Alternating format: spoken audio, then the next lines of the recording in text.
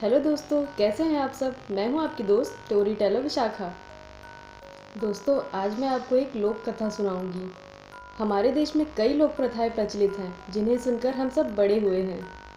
कुछ लोक कथाएं तो हमने सुनी हैं, कुछ ऐसी भी लोक कथाएं हैं जो शायद ही हमने सुनी होगी। आज मैं आपको गणेश जी की एक प्रसिद्ध लोक कथा सुनाने वाली हूँ। तो चलिए स्टार्ट करते हैं। तो कहानी है एक बूढ़ी माँ और गणपति बप्पा की। एक बार एक गरीब और दृष्टिहीन बूढ़ी माँ थी। उनके साथ उनके बहू और बेटा रहते थे। बूढ़ी माँ हमेशा ही गणेश जी की पूजा किया करती थी। एक दिन उसकी पूजा से प्रसन्न होकर गणेश जी प्रकट हुए और बोले, बूढ़ी माँ, तुझे जो चाहिए मांग ले। बूढ़ी माँ ने कहा, मैं कैसे और क्या मांगूं, मुझे तो मांगना ही नहीं आता।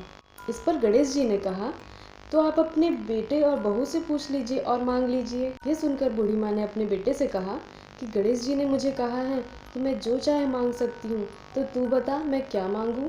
उनके बेटे ने कहा कि माँ, तू गणपति बप्पा से धन और समृद्धि मांग ले।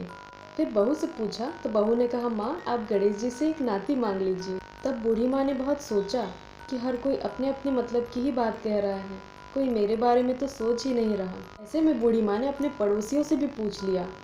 तब उन सभी ने कहा कि बूढ़ी माँ, तू तो कुछ दिन ही जिएगी, तो धन और नाती मांगने का क्या फ़ायदा।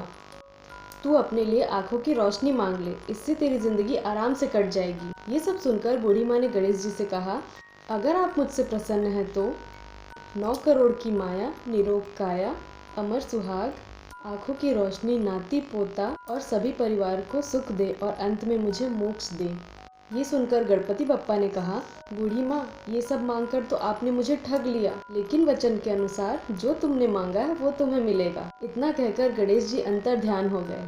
बूढ़ी माँ ने जो कुछ मांगा था उन्हें सब कुछ मिल गया और वो सुखी जीवन जीने लगी।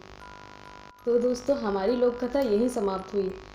आई होप आपको पसंद आई होगी। अगर आपको पसंद आई तो मुझे कमेंट करके ज़रूर बताइएगा।